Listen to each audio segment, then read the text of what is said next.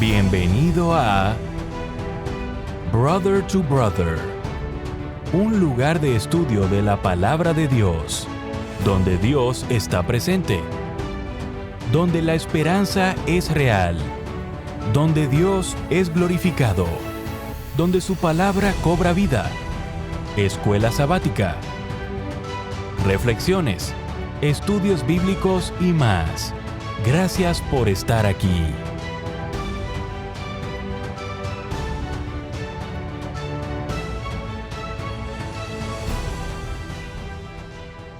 Muy bienvenidos a su programa Brother to Brother. Les saluda, como siempre, su amigo, su hermano, Nelson Anaya, agradecido con Dios porque permite que lleguemos a otra semana para poder estudiar juntos.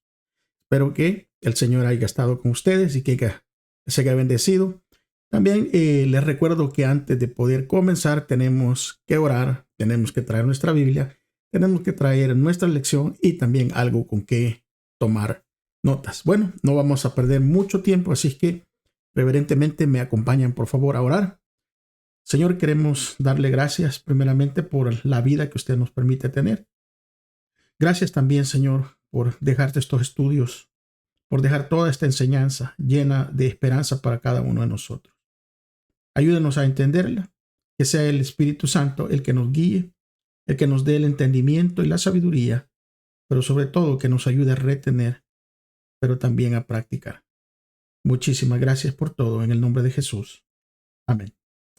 Muy bien, mis amigos, estamos ya a la mitad, ¿verdad?, de estos estudios.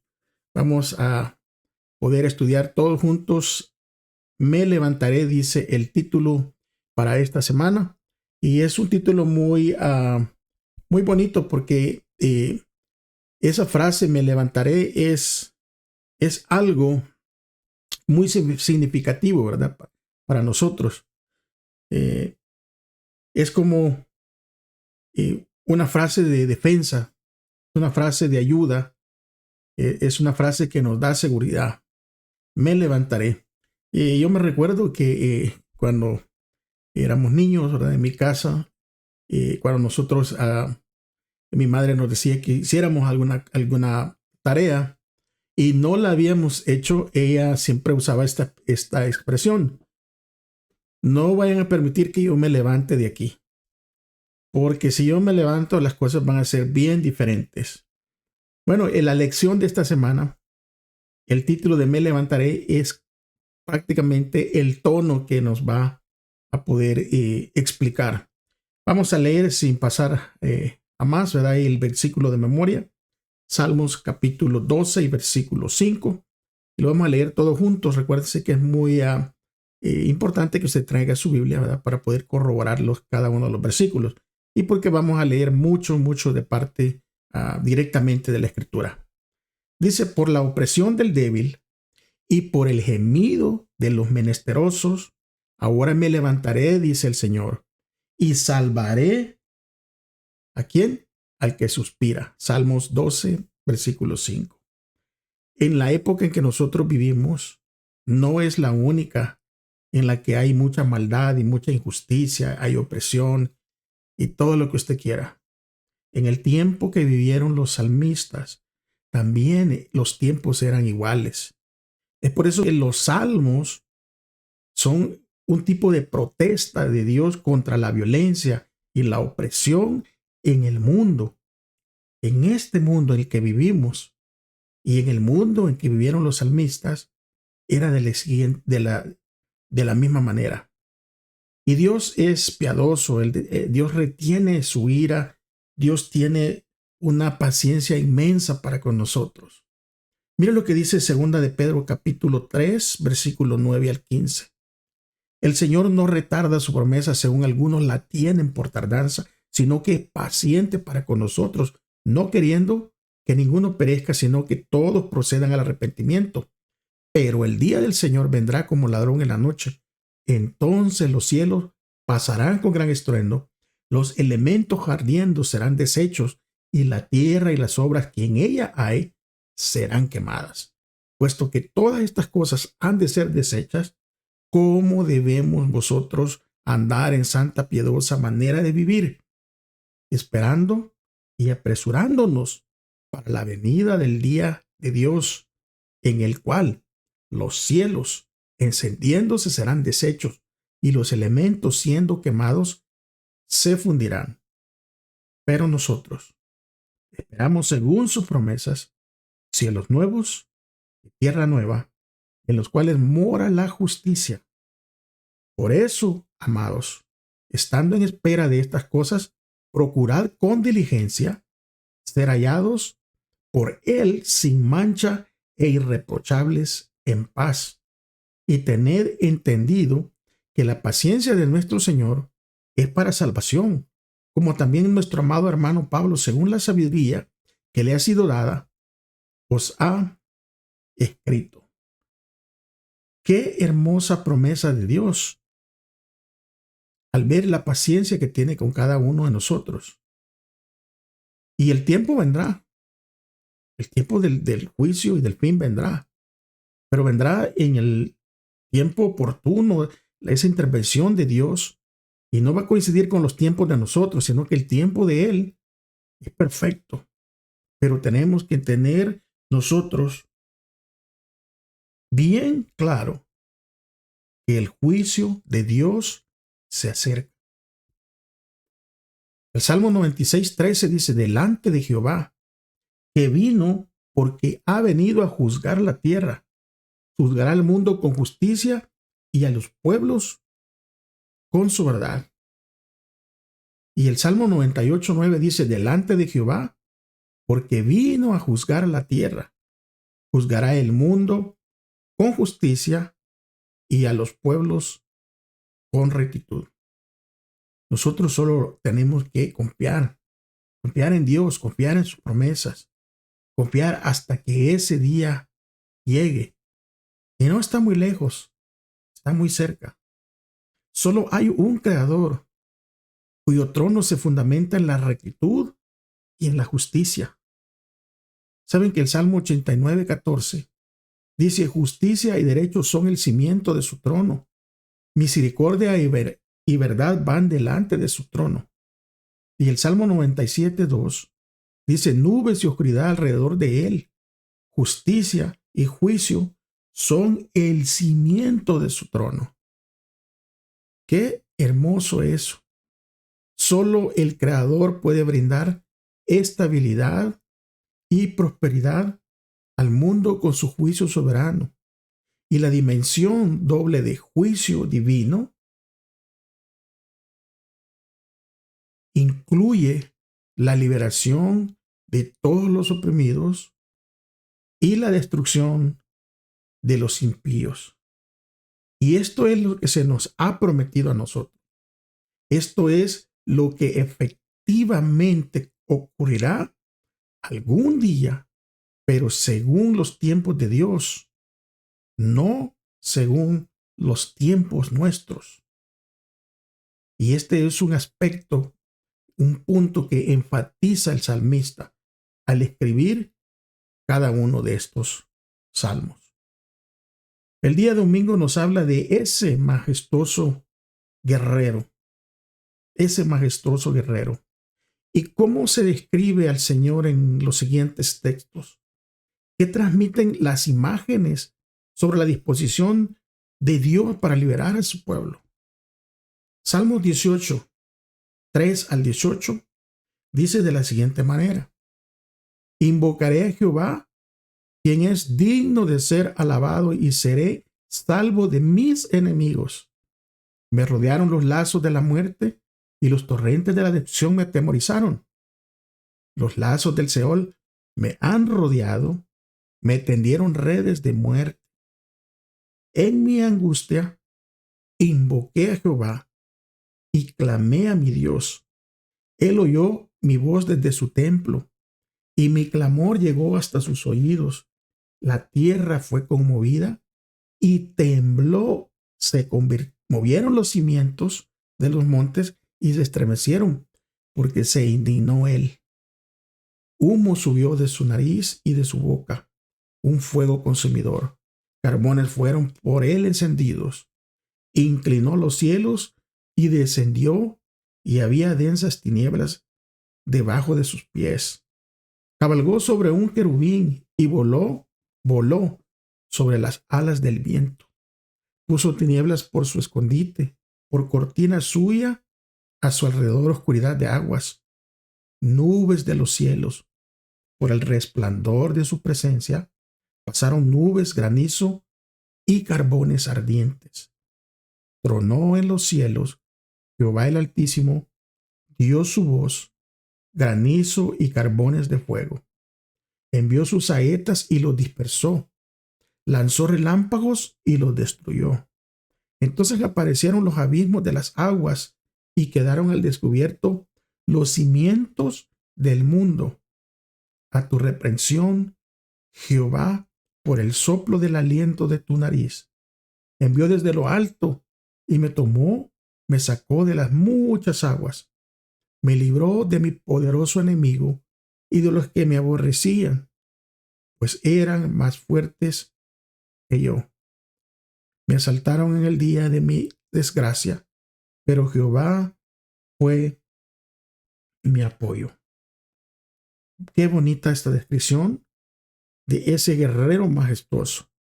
Y el Salmo 76, versículo 3 al 9, y después el versículo 12 dicen de la siguiente manera: allí quebró las saetas del arco, el escudo, la espada y las armas de guerra. Glorioso eres tú, poderoso más que los montes de Casa. Los fuertes de corazón fueron despojados, durmieron su sueño. No hizo uno de sus manos ninguno de los varones fuertes. A tu reprensión, Dios de Jacob, el carro y el caballo fueron entorpecidos. Temible eres tú. ¿Quién podrá estar de pie delante de ti cuando se encienda tu ira? Desde los cielos hiciste oír tu juicio. La tierra tuvo temor y quedó en suspenso. Cuando te levantaste, Dios, para juzgar, para salvar a todos los mansos de la tierra. Él cortará el aliento de los príncipes. Temible es para todos los reyes de la tierra. Y el Salmo 144, versículos 5 al 7, dice de la siguiente manera: Jehová, inclina tus cielos y descienda, toca los montes y humeen. Despide relámpagos y disípalos. Envía tus saetas y túrbalos. Extiende tu mano desde lo alto. Redímeme y sácame de las muchas aguas, de manos de los hombres extraños. Estos himnos, porque eran salmos cantados, clamando y gimiendo hacia Dios, alaban al Señor por el impresionante poder sobre las fuerzas del mal que amenazan a todo su pueblo, y representan a Dios en su majestad como un guerrero y como juez. La imagen de Dios como guerrero es frecuentemente en salmos y resalta la severidad y la urgencia de la respuesta de Dios a los clamores y a los sufrimientos de su pueblo. El Señor, dice, tronó desde el cielo. El Altísimo dio su voz y hubo granizo y brasas de fuego. Envió sus saetas y deshizo a sus enemigos. Lanzó relámpagos, los destruyó. Entonces apareció el lecho del mar. Y se descubrieron los cimientos del mundo. Ante su represión, el Señor sopló su aliento. Cuando nosotros miramos esta descripción de ese guerrero majestuoso, que es el que se va a levantar y nos va a nosotros a proteger, nos va a cuidar. La determinación y la magnitud de los actos de Dios deberían de disipar cualquier duda sobre el gran cuidado y la compasión de Dios por todos los seres humanos que sufren, o sobre su capacidad para derrotar el mal. Lo único que tenemos que hacer nosotros es esperar, porque definitivamente miramos a nuestro alrededor y miramos la injusticia, miramos la opresión, Miramos el mal, cómo está, parece que está triunfando. Pero al escuchar la descripción de este guerrero majestuoso, de cómo tiene, o sea, la capacidad de derrotar y de deshacer todo esto, tenemos que esperar en él. Saben que el rey David, que es uno de los personajes que habla de la lección, cuando él participaba en las guerras y él ganaba, él sabía que la derrota de sus enemigos no era porque él era un tremendo guerrero. Cuando él era liberado a veces de esas guerras en donde los pueblos que venían a luchar en contra de ellos eran mucho más, pero ellos salían triunfantes. David, un hombre que conocía las obras y el poder tremendo de Dios, en todas esas batallas contra sus enemigos, en donde el pueblo de Dios ganaba, David siempre tenía algo. Él alababa a Dios como el único que obtuvo todas las victorias. Y nuestras victorias, por pequeñas que sean aquí en esta tierra, nuestras victorias, a veces a problemas, a situaciones, a dificultades, a enfermedades, nuestras victorias nosotros las obtenemos únicamente porque Dios, el guerrero que pelea por nosotros. A David le hubiera sido muy fácil atribuirse el mérito de todos los éxitos y de todos los triunfos en esas guerras. Pero esa no fue la actitud de David. Él sabía de dónde provenía la fuente de su poder. Y nosotros tenemos que ser lo mismo. Tenemos que ver de dónde viene la fuente que nos ayuda a vencer. Y aunque David afirma que el Señor entrena sus manos para la guerra, en ninguna parte de los salmos él confía en sus habilidades para la batalla. Al contrario, es el Señor, dice David, el que lucha. Y el Señor el que lo libra. Y ese mismo sentimiento debe haber en nosotros. Porque muchas veces Dios nos ha dado dones y nos ha dado habilidades. Y pensamos que a través de esas habilidades o esos dones, nosotros no le damos la honra a Dios cuando hacemos algo, cuando algo sale bien. Y en todos los salmos David es famoso por ser un guerrero de éxito. Pero también lo vemos asumir su papel de músico para alabar al Señor con su música como su único libertador y sustentador de todo su pueblo. Y la alabanza y la oración al Señor son las fuentes de fuerza para David y son las fuentes más poderosas que cualquier arma de guerra. Únicamente en Dios se puede confiar y únicamente a Dios hay que alabar porque hemos ganado nuestras batallas. Y más allá de los dones, las habilidades y el éxito que hayamos tenido en la vida, nosotros siempre tenemos que recordar que la fuente de todos esos éxitos y la fuente de todos esos dones y esas habilidades es Dios. Porque corremos peligro si nosotros nos olvidamos que todas esas cosas vienen de parte de Él. El día lunes nos va a hablar acerca de las justicia para los oprimidos. Y creo que, al igual que en aquella época, hoy en día, hay muchos que claman por justicia. Pero ¿cuál es el mensaje para nosotros en este salmo? Hoy en día, en el Salmo 9, versículo 18, para empezar, dice: no para siempre será olvidado el necesitado, ni la esperanza de los pobres perecerá perpetuamente.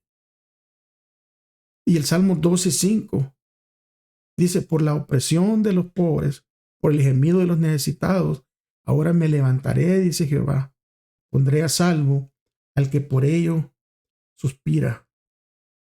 Y el Salmo 40:17: aunque yo esté afligido, necesitado, Jehová pensará en mí. Mi ayuda y mi libertador eres tú, Dios mío, no te tardes. Salmo 113, versículo 7 dice, Él levanta del polvo al pobre y al necesitado alza de su miseria. Salmo 146, versículo 6 al 10. Él, cual hizo los cielos y la tierra, el mar y todo lo que en ellos hay, que guarda la verdad para siempre, que hace justicia a los agraviados, que dan pan a los hambrientos. Jehová liberta a los cautivos. Jehová abre los ojos a los ciegos. Jehová levanta a los caídos. Jehová ama a los justos. Jehová guarda a los extranjeros, al huérfano, a la viuda sostiene, y el camino de los impíos trastorna. Reinará Jehová para siempre, tu Dios, de generación en generación. Aleluya. Y el Salmo 41, versículo 1 al versículo 3, comienza diciendo, bienaventurado el que piensa en el pobre. En el día malo lo librará Jehová. Jehová lo guardará, le dará vida y será bienaventurado en la tierra. No lo entregarás a la voluntad de sus enemigos. Jehová lo sostendrá en el lecho del dolor, ablandará su cama en la enfermedad. Creo que es hermoso escuchar que ese mensaje de justicia, de ayuda, de seguridad es para nosotros hoy en día. Dios muestra aquí un cuidado, pero súper especial, y una preocupación por la justicia en relación a los diversos grupos vulnerables de personas, porque allí incluye a todos los pobres, los necesitados, a los oprimidos, a los huérfanos, a las viudas, los viudos, a los extranjeros. O sea, cuando Dios está preocupado por este grupo de personas que en aquella sociedad, al igual que en esta, muchas veces son olvidados. Y Dios está preocupado. Los salmos, al igual que la ley y los profetas, los salmos son bien claros con respecto a la actitud de Dios por los oprimidos. Y muchos salmos utilizan la expresión pobre y necesitado y evitan representar a los oprimidos en términos exclusivamente ni nacionales ni religiosos. Y esto es así para resaltar el cuidado universal de Dios por toda la humanidad. Oiga eso. Esto resalta el cuidado universal de Dios por toda la humanidad. Y la expresión pobre y necesitado no solo se limita a la pobreza material, ¿verdad? Porque a veces tendemos a pensar de que todo lo que tiene que ver con pobreza es material, sino también significa a una vulnerabilidad y a un desamparo que las personas tienen. Y esta expresión apela a la compasión de Dios y transmite la idea de que el que sufre está solo y que no tiene ninguna ayuda de Dios. Pero cuando nosotros miramos de que Dios tiene un cuidado universal por todas las personas, es por eso que la descripción pobre y necesitado también se refiere a nuestra sinceridad, veracidad y amor por Dios, al confesar nuestra total y completa dependencia de Él y renunciar a cualquier rastro de autosuficiencia y afirmación personal. Dios, por su parte, el cuidado de los desposeídos demuestra la fidelidad del pueblo a Dios. Y los males cometidos contra los vulnerables eran pecados especialmente atroces en la cultura bíblica.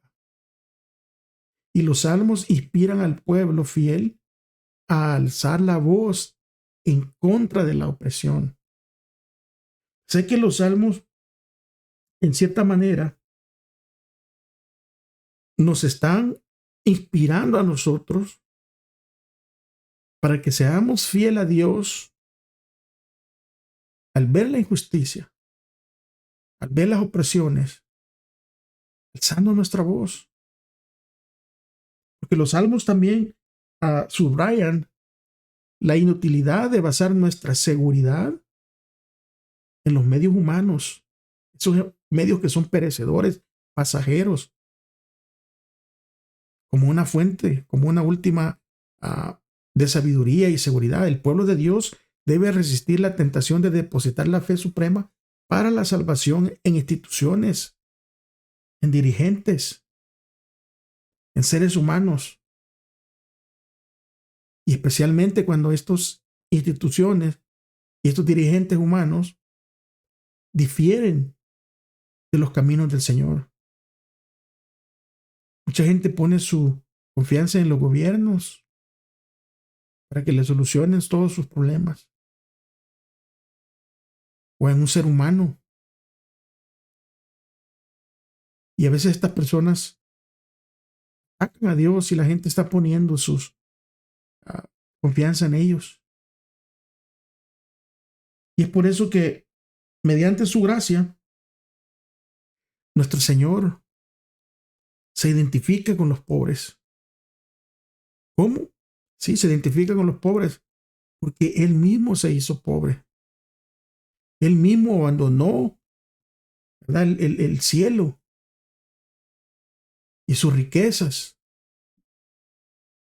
y se hizo pobre para que mediante su pobreza de Él, muchos de nosotros seamos ricos. Es que las riquezas de Cristo incluyen la liberación de toda opresión causada por el pecado y nos promete la vida eterna en el reino de Dios. Y el Señor Jesucristo cumple las promesas de los salmos, porque Él es el juez divino que juzgará a todo maltratado, a los desposeídos, así como la negligencia en el cumplimiento del deber hacia ellos. Y la pregunta que venía allí abajo en el día lunes de lección: ¿cuánto nosotros de verdad pensamos en los pobres y necesitados, en las personas que hay entre nosotros? ¿Y cuánto hacemos por ellos? Es de ponerse a pensar. El día martes habla: ¿hasta cuándo juzgarán injustamente? ¿Saben que Dios le da a los dirigentes de Israel la autoridad para preservar la justicia en Israel? Pero no la justicia de los hombres, sino para preservar la justicia de Dios. Es por eso que los reyes de Israel debían ejercer su autoridad según la voluntad de Dios y no según la voluntad de ellos. La prioridad fundamental de los dirigentes debería ser garantizar la paz y la justicia en la tierra y atender a los marginados sociales. Y solamente así prosperaría la tierra y todo su pueblo. La Escritura habla de que el trono del rey se fortalece con la fidelidad hacia Dios, no con el poder de los seres humanos. ¿Qué le causa tanto dolor aquí al salmista? Vamos a leer el capítulo 82 de Salmos. ¿Y qué ocurre cuando los dirigentes pervierten la injusticia? Pervierten la justicia y oprimen al pueblo, al que deben, ¿verdad?, proteger como dirigentes. Dice versículo 1: Dios se levanta en la reunión de los dioses, en medio de los dioses juzga. ¿Hasta cuándo juzgaréis injustamente y haréis acepción de personas con los impíos? O sea, el pueblo de Dios estaba haciendo acepción de personas. ¿Con quiénes? Con los impíos. Solo por su nacionalidad. Y parece increíble, ¿verdad?, que hoy, en estos tiempos, podamos vivir este tipo de injusticia también en las iglesias, en donde ciertos dirigentes juzgan injustamente y hacen acepción de personas basada en su nacionalidad, basado de dónde eres. Si eres de mi mismo país, te voy a dar una chance porque eres de mi mismo país. Y el Señor dice aquí en el versículo 2, ¿hasta cuándo juzgaréis injustamente y haréis acepción de personas con los impíos? No digamos ahora entre medio del mismo pueblo. Pero nos guste o no, eso se vive hoy en día, donde grupos de ciertos países, especialmente se vive aquí en Estados Unidos, en donde las iglesias están compuestas por diferentes nacionalidades de diferentes países y personas que se unen como si fueran diferentes países adentro de la iglesia y juzgan injustamente y hacen acepción de personas. Cuando la instrucción de Dios dice el versículo 3, defender al débil y al huérfano, hacer justicia al afligido y al necesitado. Fíjese bien. Defender al débil, al huérfano, hacer justicia al afligido y al necesitado. Y a veces nos duele aceptar nuestros errores, pero como cristianos nosotros tenemos que autoexaminarnos. Hay que librar al afligido, dice el versículo 4, y al necesitado, librarlo de manos de los impíos. No saben, no entienden, andan en tinieblas. Tiemblan todos los cimientos de la tierra. Y yo dije a vosotros, vosotros sois dioses y todos vosotros hijos del Altísimo. Pero como hombres moriréis y como cualquiera de los príncipes cesaréis. Versículo 8 le dice, levántate. Dios juzga la tierra porque tú heredarás todas las naciones. Es tremendo este salmo, porque nos está llamando a mirar al necesitado. Y es triste, uno oye testimonios, uno oye historias, cuando uno camina por las calles y trata de llevar el mensaje, y a veces te encuentras con personas que son cristianas, que han asistido a una iglesia, que están asistiendo a una iglesia, o que han tenido una mala experiencia, especialmente hoy con la pandemia. Y he oído un sinnúmero de historias, y es triste contarlas, pero es la verdad. Es la verdad. Historias como, la iglesia no se preocupó por mí en la pandemia, si tenía alimentos, si no había trabajado, si perdí mi trabajo, si estuve enfermo. Pero sí se preocupaba de que yo no haya llevado mis diezmos, mi ofrenda.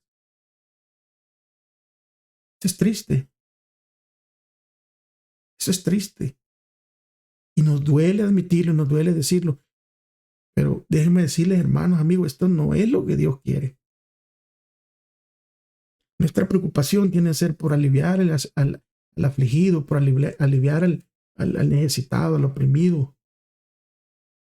Cuando nosotros hagamos esto un 100%, los corazones serán tocados por el amor de Cristo a través de nuestras obras. Y es por eso que en este salmo, en el Salmo 82, Dios declara sus juicios sobre los dirigentes corruptos de Israel. Pero también declara su juicio para los dirigentes corruptos de hoy en día. Personas que no hacen su labor en la obra únicamente por el amor a la obra, sino por los sueldos exuberantes que existen hoy adentro del cristianismo. Y esa es una injusticia también. Porque la dirigencia dentro de las instituciones cristianas no son una carrera. Usted quiere ganar mucho dinero en una carrera, váyase de doctor o de abogado. Pero la dirigencia dentro del pueblo de Dios es un llamado, un privilegio. Tome su cruz y sígame, dijo Cristo. Es lo que tenemos que tomar, la cruz y seguirlo. No tomar las posesiones, no tomar los bienes. Y es por eso que Dios declara su juicio sobre los jueces, sobre los dirigentes corruptos. Y aunque les dice los dioses, ¿verdad? Claramente no son ni dioses, no son ni siquiera ángeles. Pero la tarea que les había dado era tarea que Dios hace. Y es por eso que cuando nunca, ¿verdad? Se les encomendó a ellos, hagan su propia justicia, sino impartan la justicia al pueblo de Dios, pero la justicia de Dios. Y es por eso que no podrían ser juzgados por no cumplir con esto los cargos enumerados, dice en el Salmo 82, de 2 al 4, ahí reflejan las leyes del Torá que identifican a los dioses como líderes de Israel. Y Dios les pregunta a los hijos de los hombres si juzguen con justicia y si anuncian su castigo, porque se les halló injustos. Los dirigentes andan a tientas en medio de la oscuridad, sin el conocimiento de Dios. Pero ¿saben por qué andan así? Porque andan en la oscuridad. Porque han abandonado la ley de Dios. Porque han abandonado la palabra de Dios. Salmo 119, 105, ¿qué dice? Lámpara a mis pies es tu palabra y lumbrera en mi camino. Y son las escrituras las que sostienen invariablemente que el Señor es el único Dios. Y es Dios que nos da el privilegio de compartir su gobierno del mundo con nosotros como agentes humanos, designados como sus representantes. Romanos 13:1 dice, sométase toda persona a las autoridades superiores, porque no hay autoridad que no provenga de Dios, y las que hay por Dios han sido instituidas. Dios está en control de todo. Y Dios traerá a juicio a todos los dirigentes. No obstante, ¿cuántas veces estos representantes humanos en la historia, incluso ahora, han pervertido la responsabilidad que se les ha dado? Y es por eso que el Salmo 82 va a exponer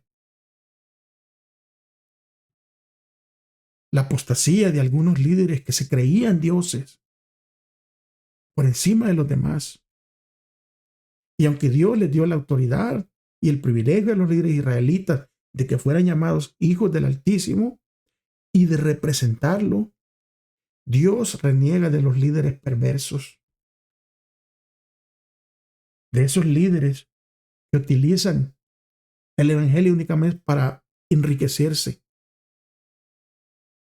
para estar mejor, para tener un estilo de vida mejor. Y es por eso que en el mismo Salmo, Dios les recuerda a los líderes que son mortales y que están sujetos a las mismas leyes morales que todos los demás, incluyendo a los impíos. Y que nadie, óyese bien, está por encima de la ley de Dios. Es Dios el único que juzgará al mundo entero. Y va a empezar por el pueblo de Dios. El pueblo de Dios tendrá que dar cuenta primeramente. El juicio empieza por casa. Y es por eso que los dirigentes, tanto como los dirigentes como el pueblo,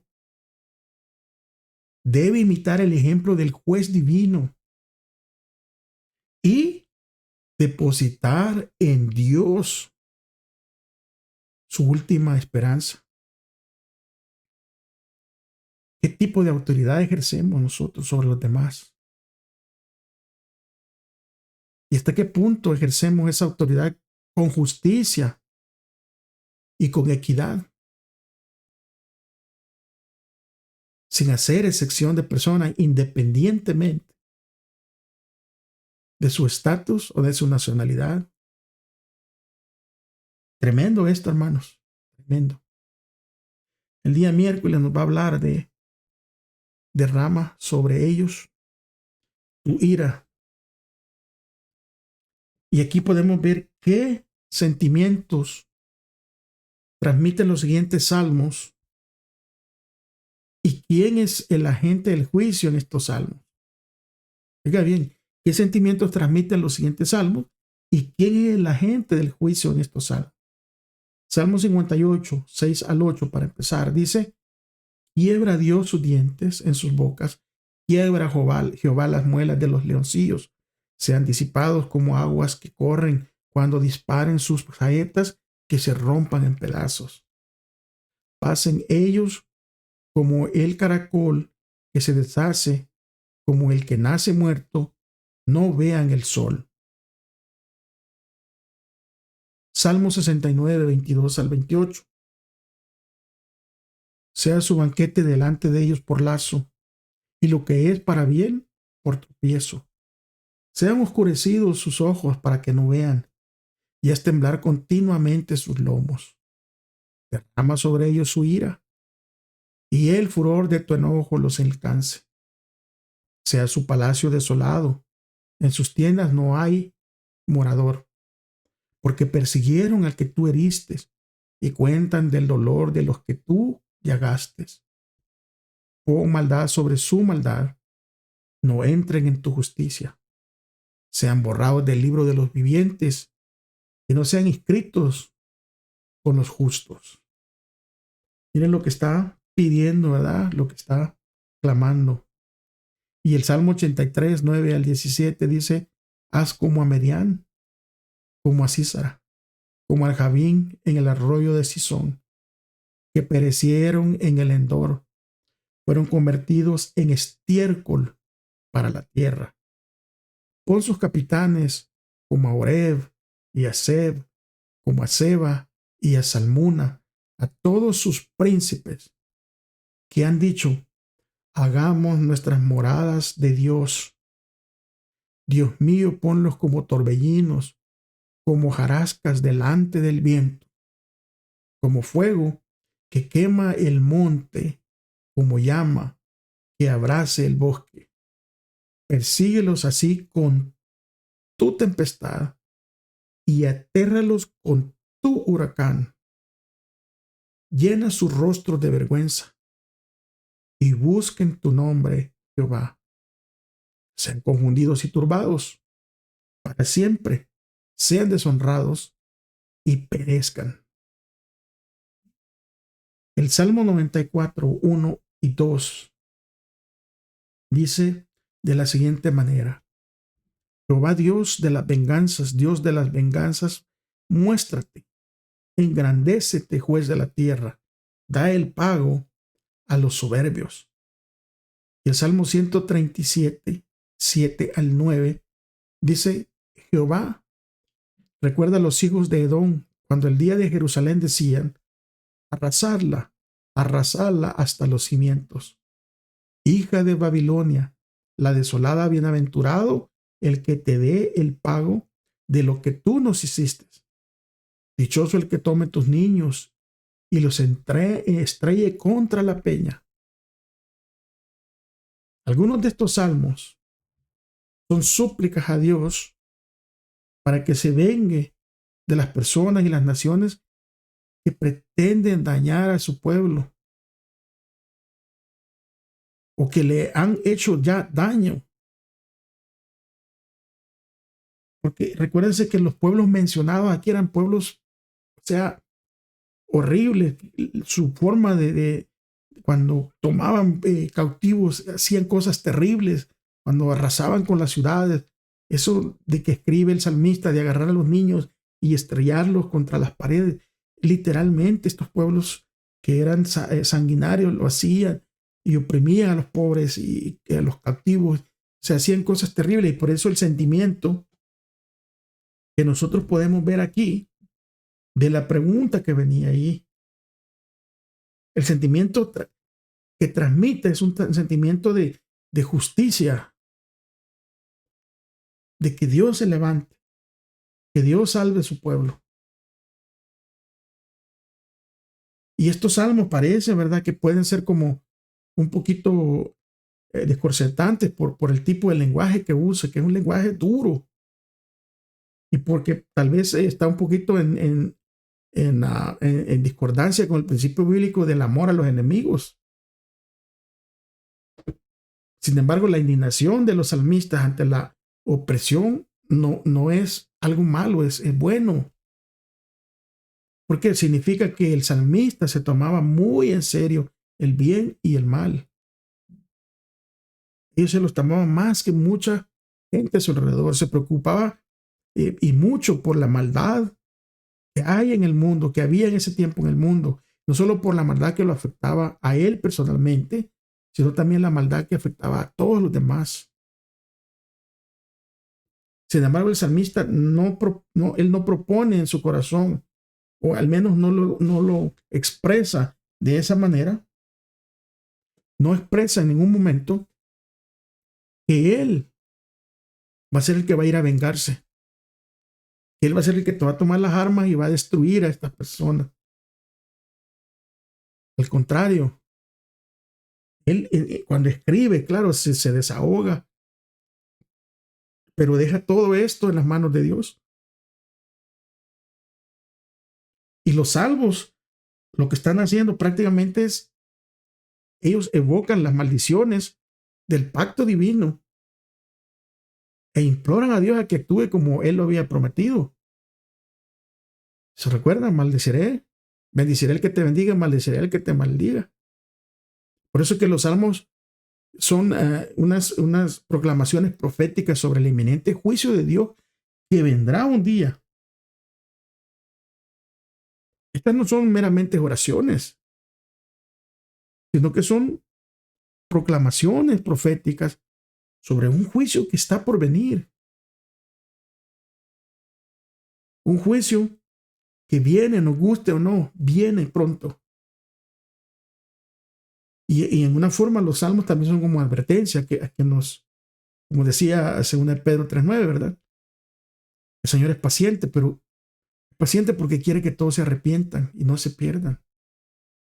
Y aquí el Salmo 37 refleja los anuncios del juicio divino sobre Babilonia, así como lo observaron los profetas. La devastación que los babilonios causaron a otras naciones, esa misma devastación se volvería contra ellos.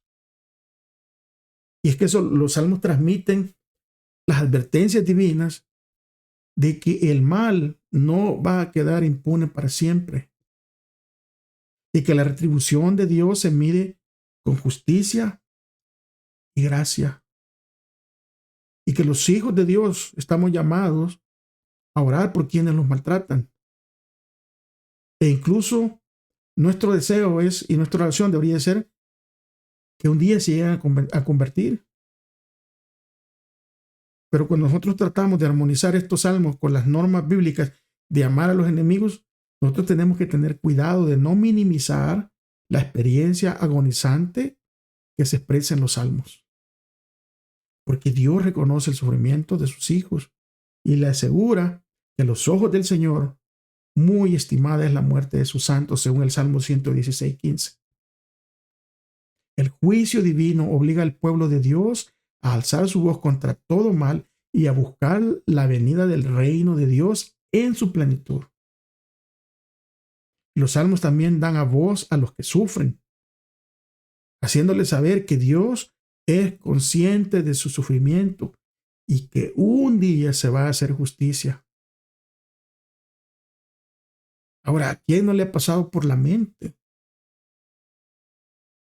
de vengarse de alguien que nos ha hecho un daño terrible o que le ha hecho un daño terrible a un ser querido?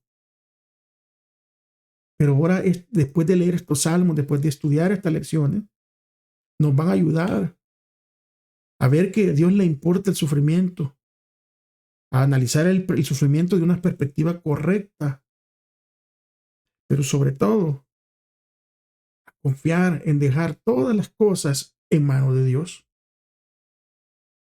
Poner las cosas en las manos del Señor y confiar que Él es el juez justo, que Él es el que va a dar la respuesta al tiempo de Dios. El día jueves nos habla del juicio de Dios, juicio del Señor y el santuario. Vamos a leer el Salmo 96, versículo 6 al 10, para poder entrar en el contexto. Dice versículo 6 del Salmo 96 en adelante: alabanza y magnificencia delante de él, poder y hermosura en su santuario. Tributad a Jehová, familias de los pueblos, dad a Jehová la gloria y el poder. Dad a Jehová la honra debida a su nombre. Traed ofrendas y venid a sus atrios. Adorad a Jehová en la hermosura de la santidad. Temed delante de él toda la tierra. Decid entre las naciones: Jehová reina. Bien afirmó el mundo, no será conmovido, juzgará a los pueblos con justicia. Y el Salmo 99, versículo 1 al 4, dice: Jehová reina, temblarán los pueblos. Él está sentado sobre los querubines, se conmoverá la tierra. Jehová en Sión es grande y exaltado sobre todos los pueblos. Alaben tu nombre grande y temible. Él es santo. La gloria del rey es amar la justicia. Tú confirmas la rectitud, tú ejerces en Jacob la justicia y ejerces el derecho.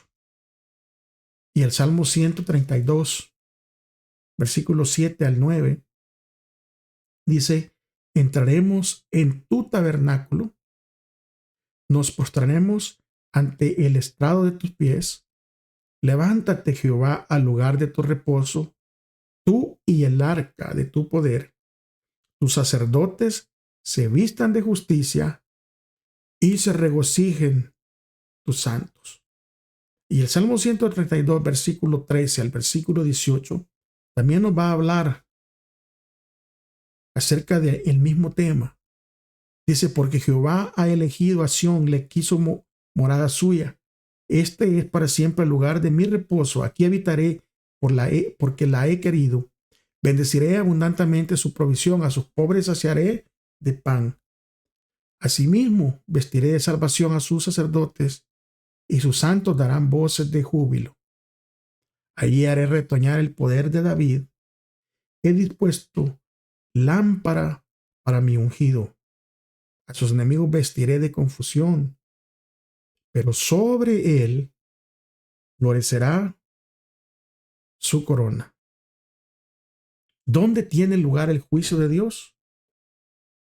¿Y qué implicaciones tiene la respuesta para nosotros?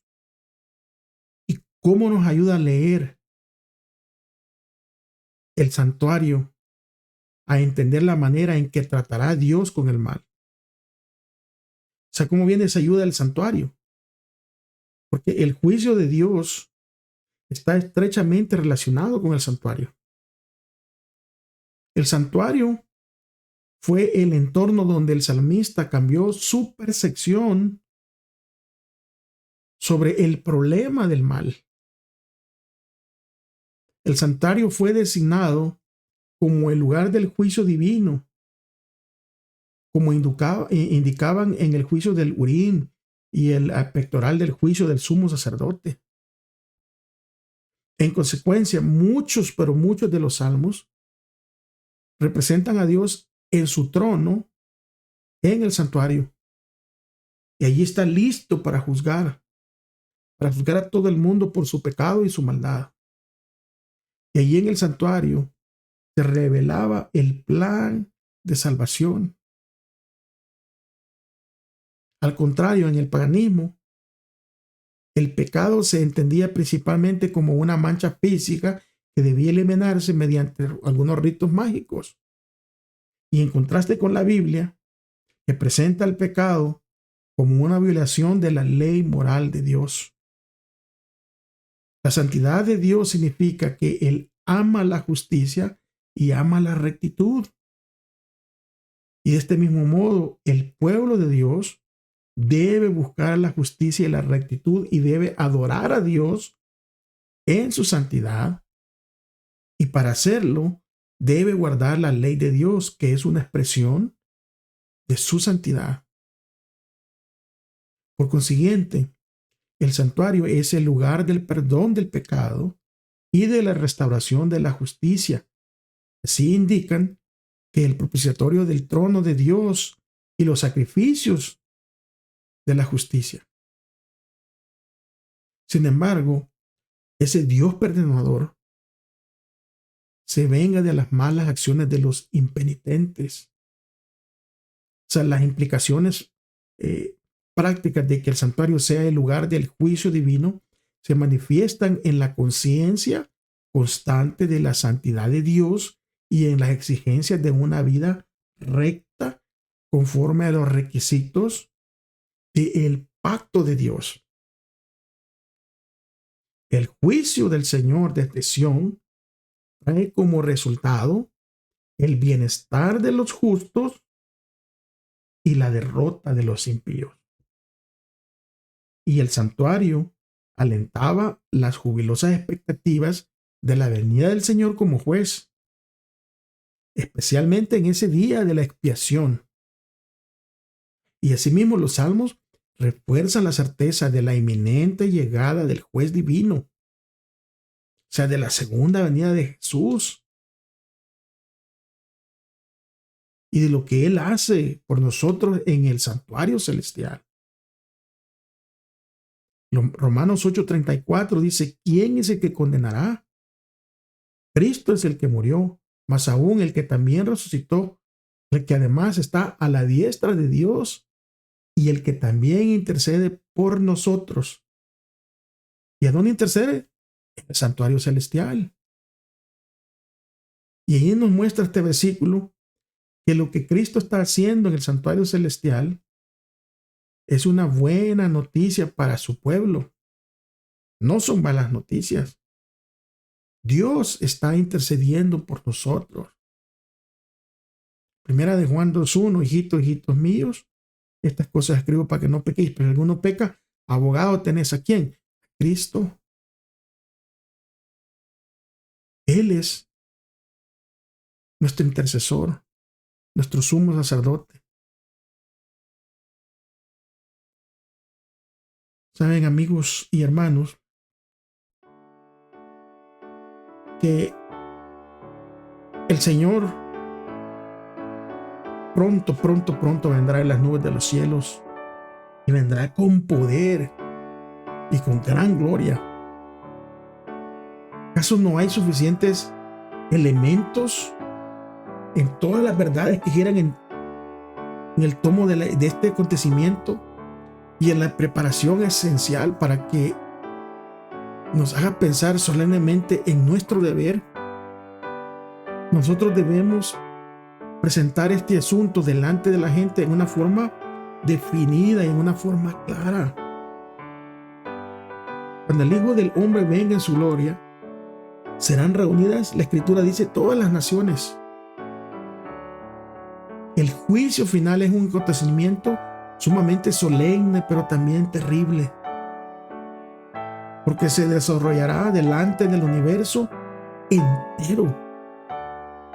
Y el Padre ha delegado todo juicio al Señor Jesús. Es el Señor Jesús. Él será quien declare la recompensa que recibirán los que hayan sido leales a la ley de Jehová. Y Dios será honrado y su gobierno reivindicado y glorificado. Y todo ello en presencia de los habitantes de los mundos no caídos.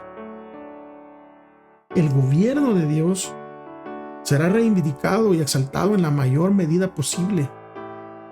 Y no se trata del juicio de una persona o de una nación, sino que se trata del juicio de todo el mundo. Hay tal alegría y consuelo para los cristianos fieles y sinceros. A esos al que el mundo no los puede entender, porque para ellos es un misterio. La esperanza del cristiano está completamente llena de inmortalidad y llena de gloria. Llega hasta más allá del velo y es como un ancla segura y firme para el alma del cristiano. Y cuando la tormenta de la ira de Dios caiga sobre los impíos, su esperanza no dejará de realizarse, porque estarán escondidos en lo oculto de su tabernáculo. A pesar de que la tierra tambalee y que sea removida como una choza de paja, si hemos puesto nuestra confianza en Dios, Él nos librará. El Salmo dice: el que habita al abrigo del Altísimo morará bajo la sombra del Omnipotente.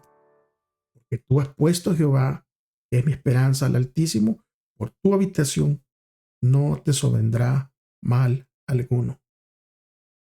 Alabado sea Dios. Muchas gracias, mis hermanos, por haber llegado hasta el final. No se olviden, por favor, de compartir este video, de dejar sus likes y de suscribirse. Active esa campanita que le manda notificación al momento que sube nuevo material. Espero que Dios les acompañe y que Dios nos ayude a poder tener esa esperanza que aunque este mundo parece que